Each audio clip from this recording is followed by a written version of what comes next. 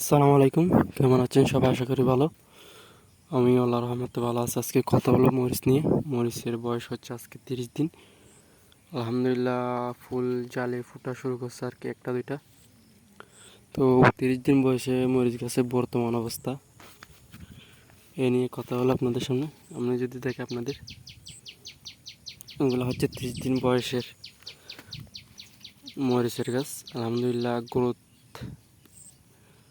ভালো, আলহামদুলিল্লাহ। কিন্তু একটু মাকড়ের সমস্যা করতেছে, জন্য কিন্তু ট্রিটমেন্ট চলতেছে। তারপরও ডিস্টার্ব করতেছে মাকড়ে, যেহেতু এগুলা বারবার আসতে থাকে। তাই আপনারা যা মরিচের চাষ করছেন, তাই আপনারা 3 থেকে 4 দিন পর পর মাকড়নাশক দিয়ে দিবেন, তাহলে কোনো সমস্যা হবে না। সমস্যা তো একটা দুইটা থাকবে, এটা কোনো ব্যাপার না। দিলে যদি এখানে কিন্তু মাকড় ছিল, কিন্তু উপরের পাতাতে মাকড় একটু কম।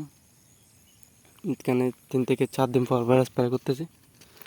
আর যদি দেখায় একটু, দেখেন মরিচ মরিচের জালি আলহামদুলিল্লাহ ফুলও ফুটা শুরু করতেছে, আর মরিচের জালি আসতেছে।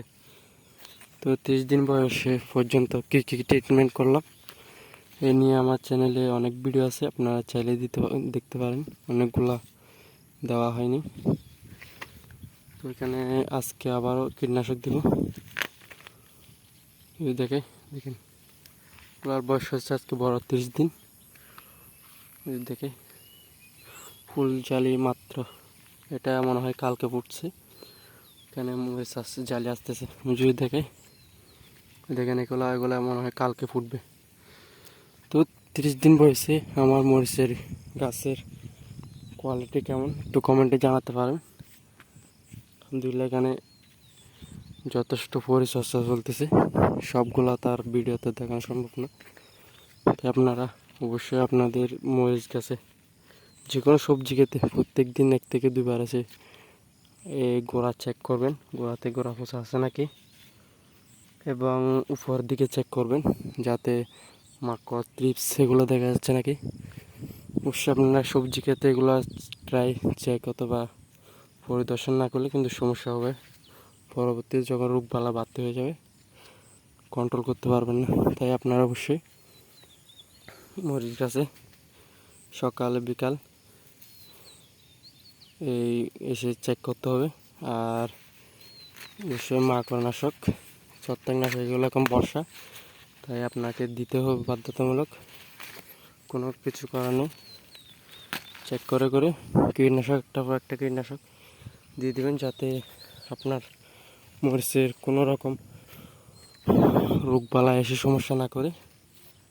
যেটা আমি নিজে করতেছি, আপনারা যথেষ্ট অভিজ্ঞতা নিয়ে মরিচ চাষ করতে পারেন বর্ষাকালে অত্যন্ত পক্ষে, যাতে আপনি লস করে মরিচ চাষ থেকে চলে না যান।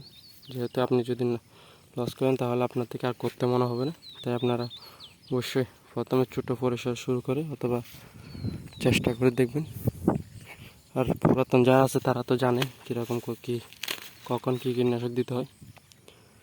আজকের ভিডিও আপনারা অবশ্যই মরিচ চাষ করতে গেলে অনেক সেন্সিটিভ একটা ব্যাপার, আপনারা দেখে শুনে ভালো মতে করবেন যাতে লসের সম্মুখীন না হন।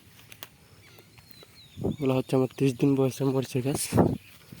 দেখেন ফুল জালি মাত্র আসা শুরু করছে আর কি। কারণ কিন্তু মরিচের বাজার তেমন ভালো না, আর যে কোনো আসবে তখন মনে হয় একটু মরিচের বাজার ভালো হতে পারে। দেখেন আজকের ভিডিও আশা করি বুঝতে পারছেন। পর্যন্ত পাশে থাকার জন্য ধন্যবাদ। আসসালামু আলাইকুম রহমতুল্লাহ।